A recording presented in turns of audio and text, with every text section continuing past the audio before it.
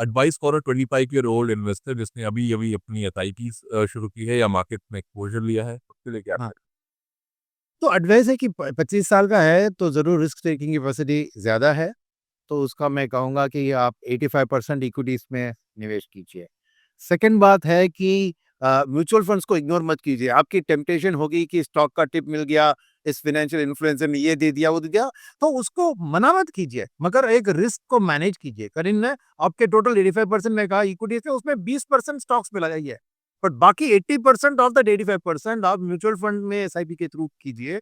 वो स्टॉक से आपको लर्निंग मिलेगी, क्योंकि एक टिप मिला तो क्या हुआ उसका, लॉस हुआ, प्रॉफिट हुआ, तो आपकी नॉलेज को इंप्रूव कीजिए, लर्निंग को इंप्रूव कीजिए स्टॉक्स के ज़रिए, right? And only when you then invest in the stock, आप भी रियलाइज़ करेंगे value of a mutual fund, जो डाइवर्सिफिकेशन और एक्सपर्टीज़ की आती है। तो वही मैं कहूँगा 85-15 इक्विटी टू डेट, और उस 85 के अंदर 80% म्यूचुअल फंड में, 20% स्टॉक्स हैं। ऐसे आप चीज़ रखेंगे तो डेफिनिटली आप थर्ड के एक चीज़ मैं कहूँगा, जो भी आप निवेश करते हैं ना आज एसआईपी के ज़रिए, उसमें हर इन्वेस्टमेंट के लिए एक गोल को टैग कीजिए। क्योंकि हर व्यक्ति की बिगेस्ट प्रॉब्लम होती है कि कब रिडीम करना। क्योंकि हर बार आपको रिडीम की सोच से कोई लगा नहीं, अभी मार्केट और भी बढ़ने वाली है, अभी और भी बढ़ने वाली है। तो उस हिसाब से आप फिर एक दिन करेक्शन आएगा तब आप जाके इसे सभी को बेचेंगे। तो एक गोल को टैग कीजिए जो भी है। जैसे आप आज समझिए कि आपके 25 इयर्स में आप शायद आज ईएमआई लेकर एक मारुति ऑल्टो खरीद सकते हैं।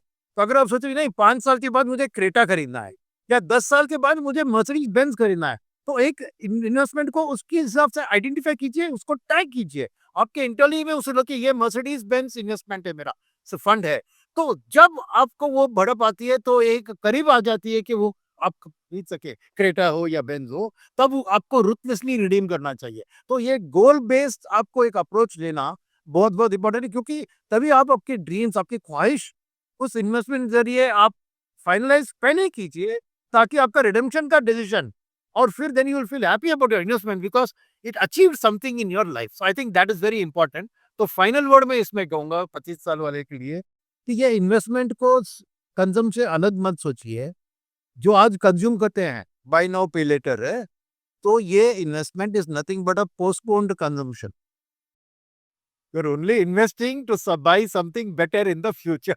So think of investment as a postponement of your consumption to do much greater consumption in the future. बिल्कुल।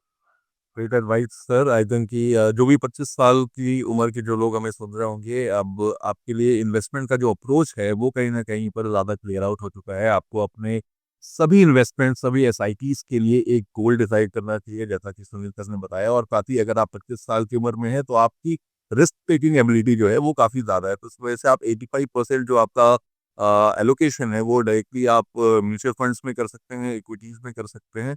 मतलब ओवरऑल इक्विटीज में कर सकते हैं। अब आप म्यूचुअल फंड के थ्रू इन्वेस्ट करें या डायरेक्ट स्टॉक्स आप पिक करना चाहते हैं वो भी कर सकते हैं। बट इस समय पर आपको इन्वेस्टमेंट जो है वो शुरू कर देनी चाहिए और साथ ही एक गोल भी लेकर के चलना चाहिए।